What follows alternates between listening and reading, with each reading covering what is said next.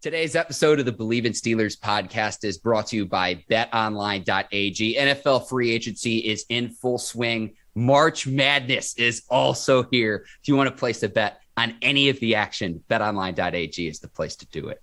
Yeah, 365, 24/7, regardless on what sport it is. Make sure y'all go to betonline.ag. And you talking about March Madness, you think we'll be talking about basketball, but we're talking about football. What's going down in the free agency, what's going down with Tom Brady coming back, and, of course, Mark, we got to talk about Mitchell Trubisky to the Pittsburgh Steelers.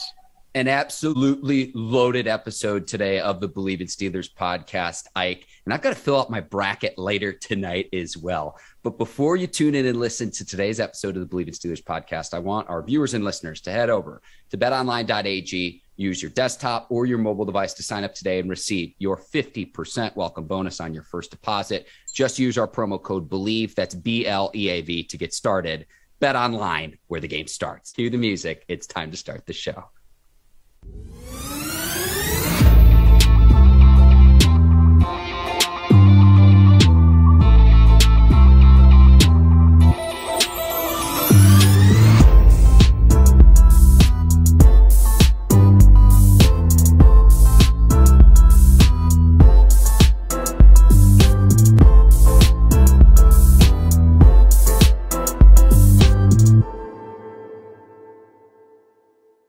Welcome to the Bleav in Steelers show on the Bleav Network. I'm your host, Mark Bergin, joined as always by my guy, two-time Super Bowl champion and 12-year veteran of the Pittsburgh Steelers, number 24, Ike Taylor. IT, we're moving up in the world. Some changes over at the Bleav Network, not just podcasting now.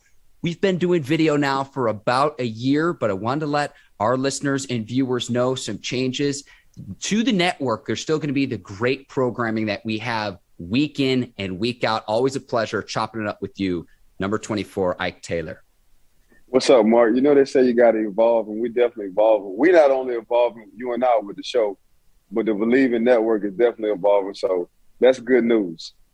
And again, we will still come to you each and every week. But if you notice some changes to the Bleav social media handles, just know that we're getting more and more and more as a network into video content. And that's for the viewers of the Bleav Network as well. So exciting stuff there. We're going to continue on. But we have a loaded show today because free agency is right around the corner. There's already been some moves underway. Tom Brady upstages Selection Sunday and unretires. And I thought that was going to lead today's show. But we find out Mitch Trubisky signing a 2-year deal with the Pittsburgh Steelers. Quarterback of the future, what say you, Ike Taylor? Man, it's kind of head-scratching. What I've seen with Mitchell Trubisky and what he did with the good defense with the Chicago Bears, it was okay. They say sometimes a change of venue is good for a person's soul. And hit the reset button, but we also have a good defense. But time will tell with Mitchell Trubisky. I think Mitchell Trubisky is exactly who he is. He's an 8-8 quarterback, my personal opinion, regardless of whether you put some good receivers around him, regardless of whether you put a good defense around him with a hell of a running back and Najee. That's just me, my personal opinion. Just because you win the first round don't mean you're going to play like a first round quarterback. It's not his fault that he went first round, but at the same time, I'm not trying to knock Mitchell Trubisky. I'm just saying the two guys between Mason and Dwayne, I'd rather let them just fight it out and draft the guy between Pickett or Malik Willis. But I guess Pittsburgh thinking, man, they don't have an opportunity or won't have an opportunity to trade up or get one of these two guys between Pickett and Malik Willis. So you got to get what's the best other option. And that was Mitchell Trubisky. So time will tell. I thought it was an okay move. I didn't like the move at all, Mark. I think I've seen enough of Mitchell Trubisky. I think Mitchell Trubisky is not to knock anybody like a Nick Foles. Just a guy who can 8-8. He can win you some games. Now, if you want to talk about an upgrade as far as like being mobile, he definitely is mobile. I think we talked about Mitchell Trubisky last week when Josh Allen gave him a heck of a compliment and said, he's highly underrated. I don't think people understand, how good Mitch Trubisky is. I do understand because I saw enough tape on him to understand what he was. I thought Josh Allen was being a heck of a teammate and giving his guy compliments. So time will tell, but that's just where I'm at. If you look at that division, it if you look at just that quarterback locker room for the Pittsburgh Steelers, I don't know if you want to say that's a huge upgrade, especially when you got to play Baker, Joe Burrow and Lamar Jackson when he comes back. So we shall see, but I definitely didn't like that at all. I definitely didn't like this 2-year deal.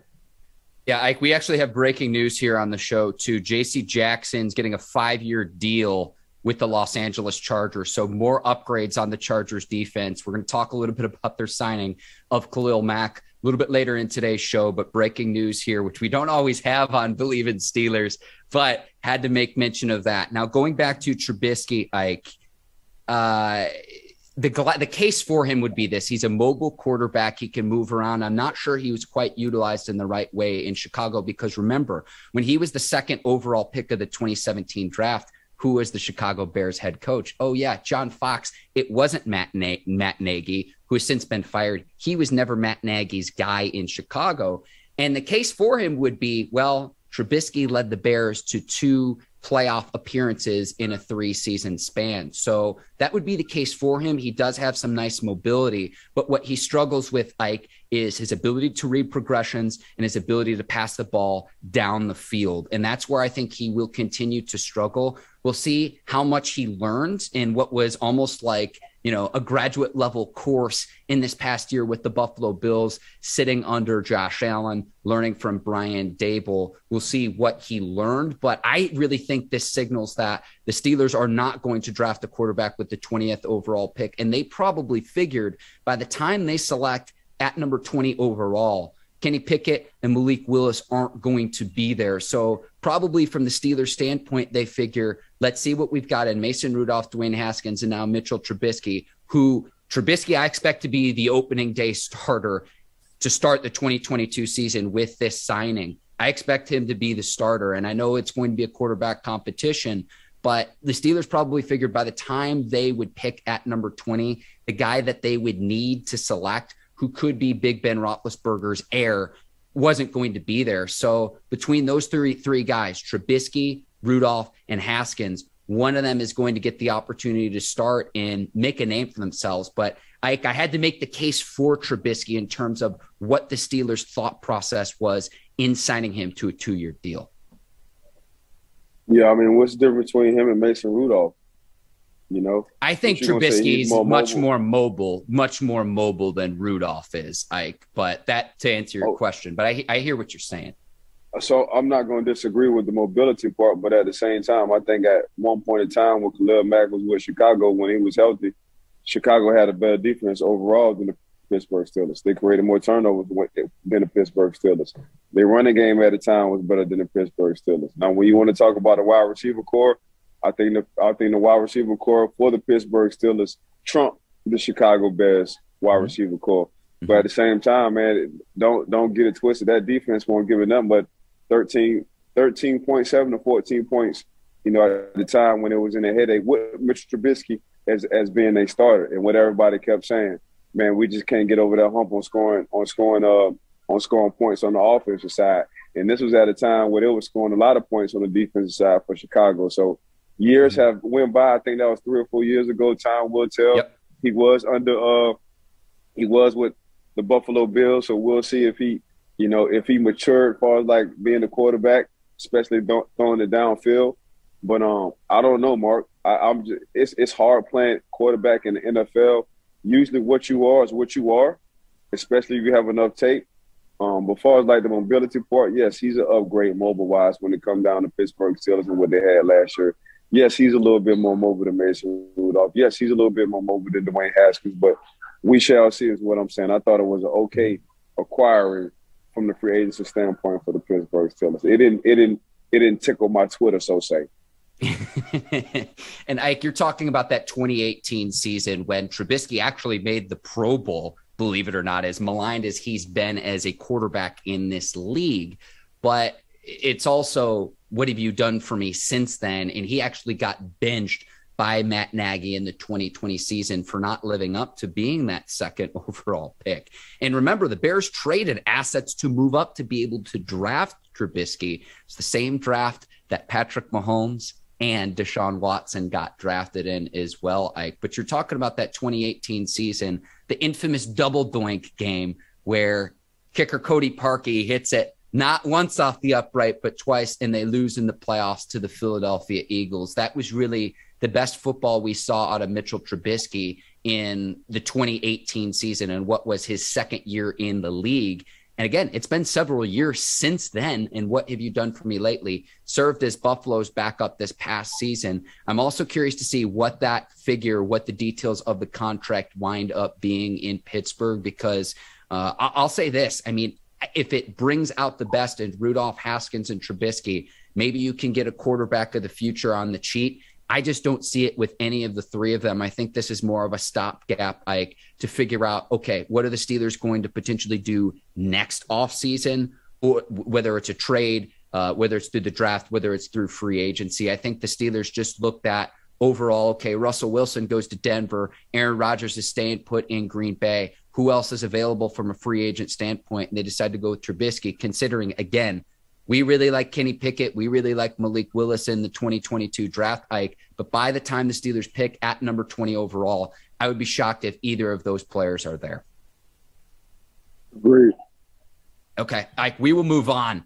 Tom Brady, unretiring. And I can't say that I was surprised, but Ike, I was at the TV station in North Carolina yesterday, and we've got 3 ACC schools in our backyard. So we've got NC State as a number 1 seed from the women's standpoint. North Carolina women's make it. And then Duke and North Carolina. Duke a 2 seed, North Carolina men's an 8 seed. And I'm watching bracketology. I've got it on ESPN. And Adam Schefter comes on my screen, Ike. And I'm like, what the heck is going on? Tom Brady. Leave it to Tom Brady to upstage Selection Sunday. And we've got cross sports programming going on ESPN, upstaging Selection Sunday. It broke my brain, Ike. I'm not going to lie to you. Tom Brady said, man, I can't take this at home. Like, hell with this, man. I almost had an MVP season with the Tampa Bay Bucks. Why the hell should I retire now? Y'all kids getting on my nerves. I'm trying to spend time with my lovely wife. Y'all keep hopping in the damn bed. I can't even get my good on. Man, you know what? My ass going back to football. And I don't blame Tom Brady. That's exactly what he should have did. Because if Aaron Rodgers didn't have that MVP season like he had last year, you damn sure would have had to think about Tom Brady, because Tom Brady didn't play bad at all. Yeah, he going to be 45, but at that 45-year-old playing that quarterback position, Tom Brady is definitely an uplifter when it comes down to a team. When you want to have a chance to win the ball game, who you call? Tom Brady. When you want to have a chance to give somebody the ball with 3 minutes left, as far as like quarterback-wise, who you going to get a ball to? Tom Brady. When you're looking for just a natural leader, who you looking for? Tom Brady. So that's just Tom Brady in general, man. He's just a natural-born leader, and he just got the good. So when it comes down to Mr. Clutch, call his name. But, yeah, Tom Brady, man, he wound up spending 45 days at the crib and like, you know what? This ain't me, man. I still got some gas left in the tank. Even though the gas prices are sky high right now, man, somebody going to pay for me to come see him. I got to get an EV stat ASAP.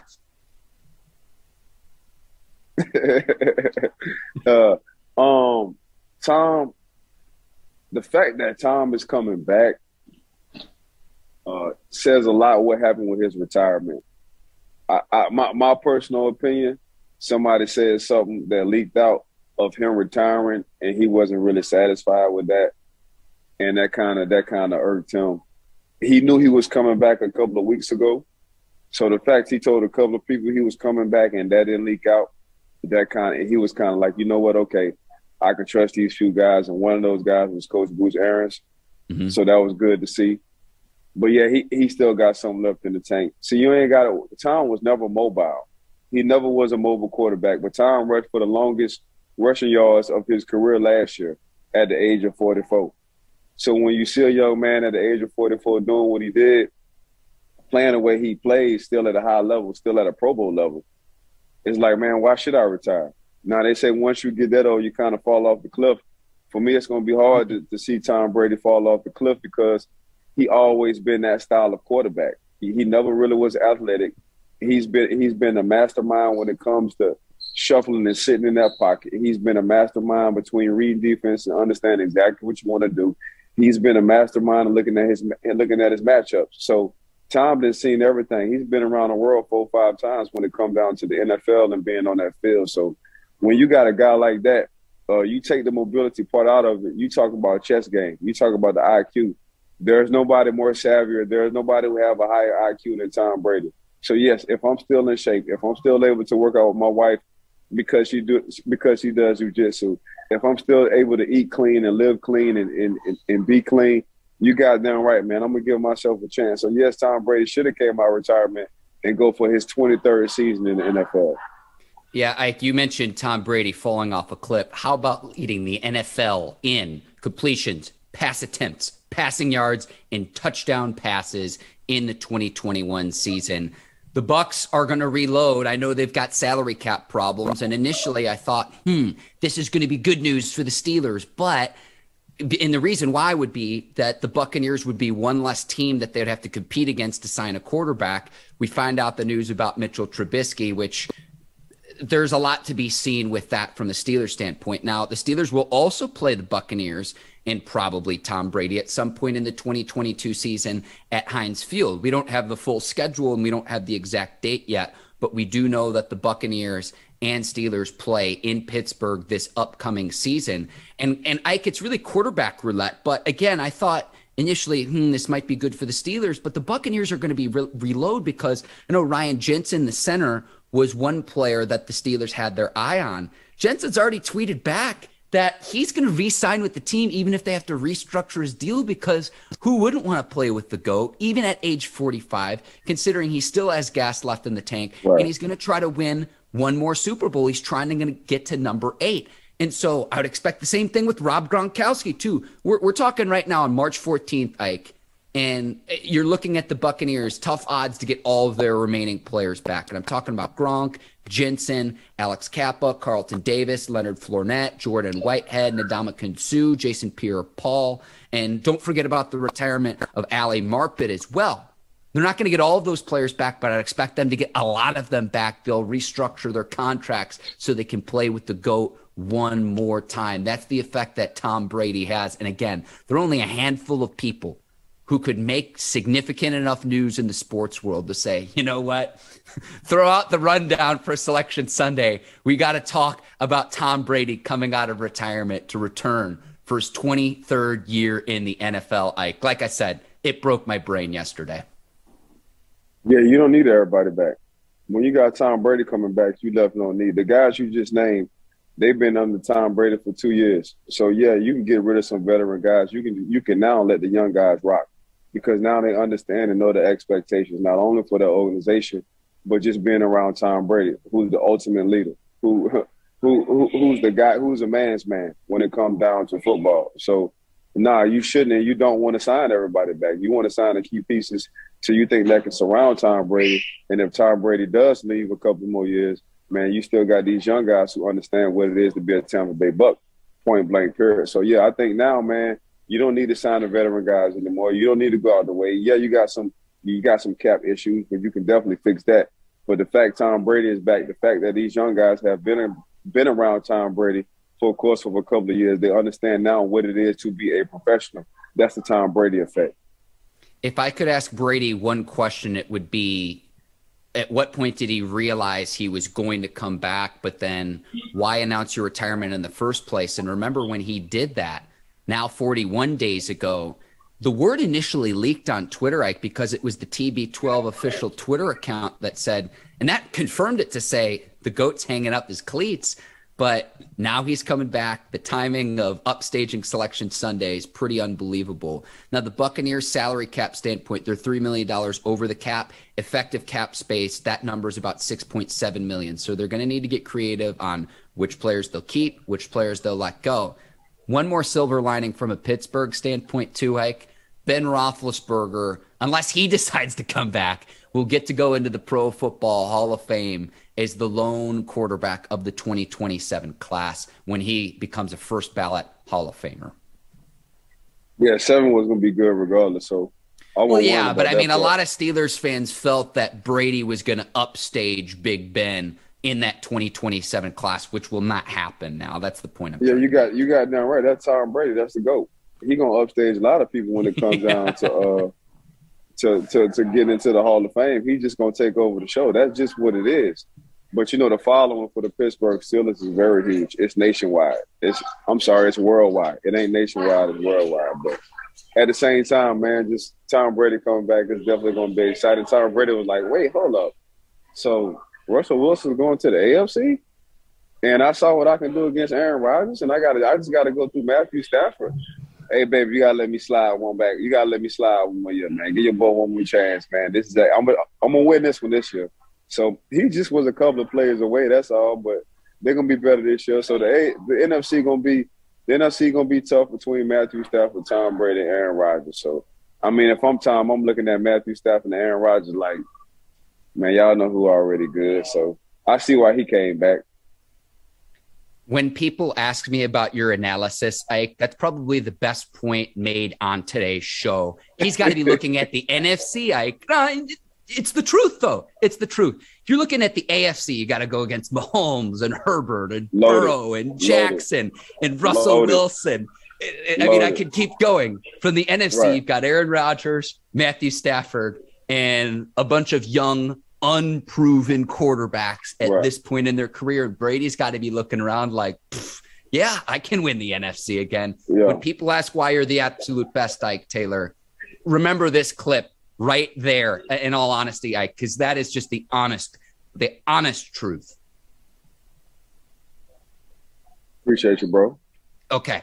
NFL free agency, Ike, the 2-day negotiating period is underway. It started today on Monday at noon Eastern time. Free agency officially gets underway on Wednesday, 4 p.m. Eastern time. But I want to make the case. I want the Steelers to go after Bobby Wagner, 31-year-old free agent, an 8-time All-Pro linebacker, a tackling machine. He is going to be expensive. He made $13.4 million in the 2021 season. But if you want to talk about improving the middle, you want to talk about improving your run defense, Steelers need a linebacker because Robert Spillane's a restricted free agent. He could learn and teach a lot to Devin Bush. And the Steelers also have to decide by May 2nd about Devin Bush's 5th-year option on his rookie contract too. So Ike, I know Wagner was an absolute staple in Seattle. We always talk about shoring up the middle and shoring up the running game. He's out there. He's going to come with the hefty price tag. Why not go get Bobby Wagner? Man, you can cut the price tag. We can work something out when it comes down to the price. I'm sure Bobby Wagner would love to play for the Pittsburgh Steelers. I'm sure Bobby Wagner would love to play for, defensive specialist Brian Flores and Coach Tomlin. I'm sure Bobby Wagner would love to be in that black and gold because when it comes with that black and gold, you talk about tradition. I'm sure Bobby Wagner would love to be in that AFC. I'm sure he would love to play in that cold. I'm sure he would love to play at Heinz Field. That's just Bobby Wagner. When you talk about Bobby Wagner, you talk about actually a Pittsburgh Steeler on his style of play. Bobby Wagner gives the Pittsburgh Steelers depth. Bobby Wagner gives the Pittsburgh Steelers a high IQ. Bobby Wagner gives a young Pittsburgh Steelers inside linebacker group, hey, this is how you be a professional for 10-plus years at doing this 24/7, 365, 17 weeks out the year. Yes, I think the Pittsburgh Steelers should get Bobby Wagner. I think Bobby Wagner not only offers a lot on the field, I think Bobby Wagner is just a off-the-field leader. And you saw that when it came down to the Seattle Seahawks, not only what he did on, but off the field as well. So, yeah, I think Bobby Wagner have, a few gallons left in his tank. I'm thinking 3 years, 4 years max when it come down. But he would definitely help with Spillane and Devin Bush and give depth at that linebacker position. He would definitely show them guys what it is to be a professional, an all-time Pro Bowl, and an All-Pro. So, yes, I think, like I said before, man, the Pittsburgh Steelers should really consider very hard on signing Bobby Wagner and figuring out a deal where it doesn't hurt their cap. They already got a cap room. So you got a guy in Devin Bush who's coming off an injury. It probably will take him this offseason to be back to what he was. Don't get me wrong, Spillane played his ass off. You can't knock Spillane. But it also gives you some more depth at the inside linebacker position. So, yes, Pittsburgh, if y'all listening to the Bleav Network show right now, especially with Mark and I, make sure y'all gravitate and get Bobby Wagner because he definitely is a Steeler. 100%, Ike. Now, I think at least one of these players would need to go if you bring in Bobby Wagner, because Spillane and Marcus Allen are both restricted free agents. What that means Mark got to slide. Mark got to slide. You keep Spillane. Okay. But what that means is the Steelers must decide what each player is worth. They have the right of first refusal to tender about $2.4 million. They could also try to sign Spillane or Allen for a lesser amount before Wednesday, or they could let them walk. Now, again, Devin Bush is under contract through 2022. Whether the Steelers pick up 2023 is up to them with that fifth-year deal. Joe Schobert's under contract for the next several years. Could he be a cap casualty? They got make an upgrade as well with Bobby Wagner. But my point being, Ike, is if you bring in Bobby Wagner, one of those players is going to no longer be on this team. Yeah, you bring in Bobby, you sign Spillane, you're going to let Marcus Allen go. You're going to ask Joe for a pay cut, or you're going to release him. Because Joe wasn't what I was looking for. He wasn't what I thought when he was with the Jacksonville Jaguars. I'm just being 100% transparent with you. So you would take Spillane over Joe, considering what happened with Joe last year. So do you take Spillane over Bobby Wagner? No, you take Bobby over Spillane. Do you take Bobby over Devin Bush? Yeah. So now you stuck in a pickle between, Spillane and Devin Bush. Okay, even though Devin Bush was our first-round draft pick, consistently, who would I have, Spillane or Devin Bush? Right now, you're going to go with Spillane. But you're going to keep Devin Bush on the field because he was your first-round draft pick and he has a lot of athleticism. So that's just the way this front office is thinking. And I just gave some insight on exactly how the front office and general managers think in the offseason. So, yeah, that's what I'm saying. Spillane in, Allen is out. Schobert, either you resign or we release you to this pay cut, or we definitely bringing in Bobby Wagner if they do bring in Bobby Wagner. That's exactly how the pages of the book gonna go. And Ike, you're not being overly critical either, because Bush was a first-round draft pick, and if they pick up his fifth-year option in 2022, he would be making nearly $11 million. Schobert's at about $10 million a year. Why does this matter? You're talking about on-field ability. If the Steelers rank dead last in the NFL and rushing yards allowed from a defensive standpoint again in 2022, there's going to be problems.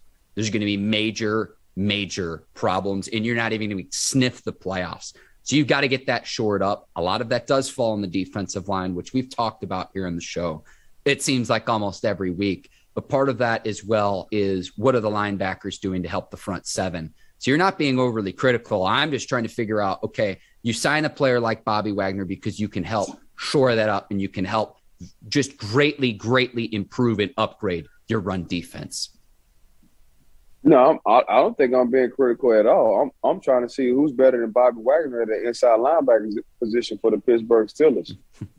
I don't think there are many in the NFL like. He's an not just an 8-time Pro Bowler, an 8-time All-Pro. Best at his position, 6 times on the first team All-Pro, 2 times on the second team All-Pro. All-Pro is based on merit. Remember, Pro Bowl based on fan popularity.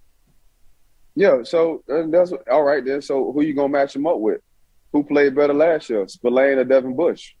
Who played better out of 3, Spillane, Joe, or Devin Bush? And that's how you just go down the line. You got to take your feelings out, especially being a general manager or a scout, especially as a coach. Take your feelings out, man. Who played better than who last year? Is this guy coming back well off an injury? Did I overpay one guy? Like, that's just the way you just got to look at it, man. That's just what it is. So my personal opinion, I do think the Pittsburgh Steelers should bring Bobby Wagner in. I'm with you as well. Russell Wilson to the Broncos, Ike. And again, we mentioned this earlier. AFC quarterbacks just keep getting better and better. And the Broncos had to make this deal too, Ike, because they've been trying to find a quarterback since Peyton Manning retired. But you look at the King's ransom that the Seahawks get back. I am always a thought process and of the notion that the team getting the blue chip player and the blue chip quarterback wins the trade. But when I looked at it from this perspective, Ike, of what the Seahawks got back, 2 first-round picks, 2 second-round picks, a 5th-round pick, a quarterback, a tight end, and a solid starting defensive lineman as well. What are you laughing at? I cop in here. Because I don't know if Seattle know what to do. I don't know if they know how to pick in the first round. I don't know if they know how to pick in the second round. I do know Russell Wilson going to the Denver Broncos is not only a hell of a move, but he upgraded himself on the offensive side. He has a tight end. He has a young running back. He has two good receivers.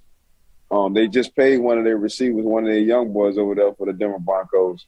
And we ain't even talking about their defense. They got a heck of a defense. Now, it's not the defense that Russell Wilson is accustomed having when he was in his earlier years, but this is a young, good Denver Broncos defense. All we talked about last year, if only the Denver Broncos could have a quarterback. And, man, did they have a hell of a quarterback coming into Russell Wilson right now for this offseason.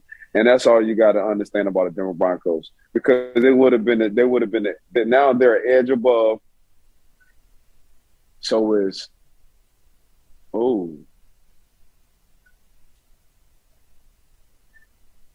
I can see the Denver Broncos in the AFC Championship. Yeah, I'll say this: without Wilson, there's no chance of that. But you've got to get by Mahomes and you got to get by Herbert, and don't sleep on Derek Carr in that division either, Ike. So I'm looking at Russell Wilson. Go ahead, Ike.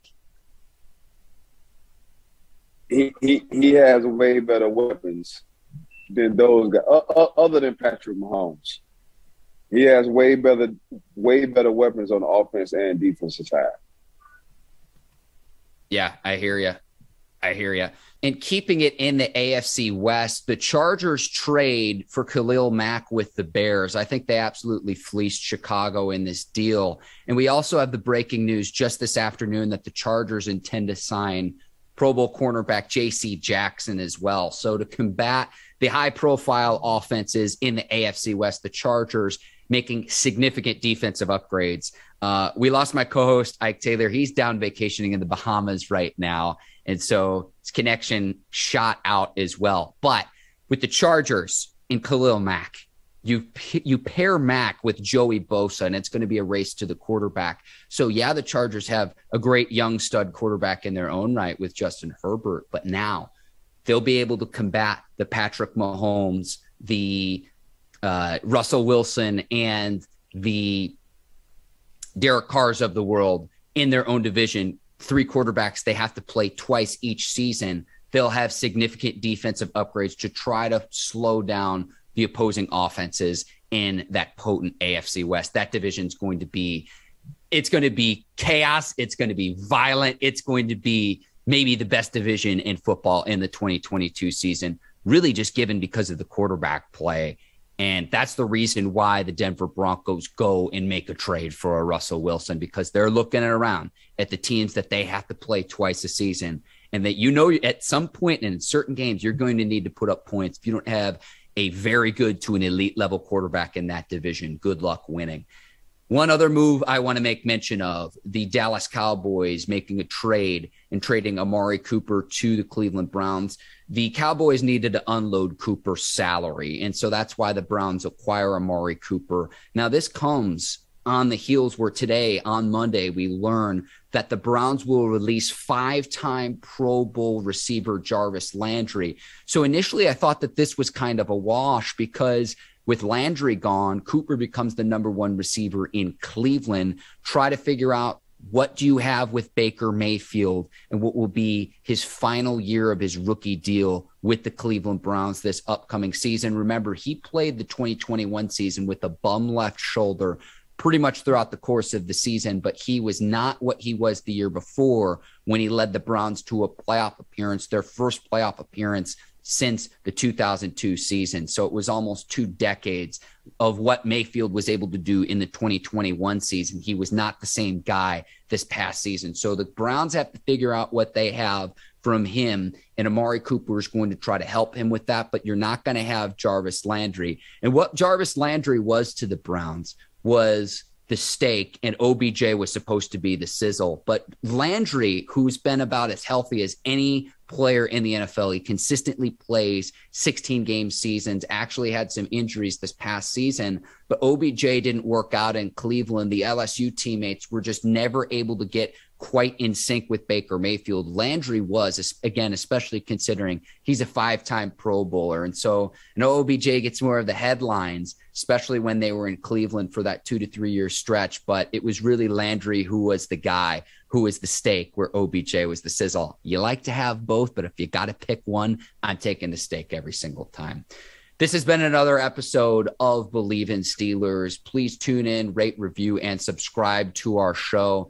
We'll be back next week as free agency continues to roll on. Ike Taylor will be back, hopefully from his vacation in the Bahamas. Want to thank the Bleav Network, our producers over at Brinks TV, led by John Brinkus, Courtney Vargas, Herbert Diaz, Lucy Odin, and the crew over there. Today's sponsor, Bet Online. And I want to thank you, the listeners and the viewers of the Bleav in Steelers podcast. Thank you for tuning in and making us a part of your day. For Ike Taylor, I'm Mark Bergin. Thank you for tuning in to Bleav in Steelers podcast. We will see you next week. Enjoy free agency and the start of March Madness. Until then, take care and so long, everybody.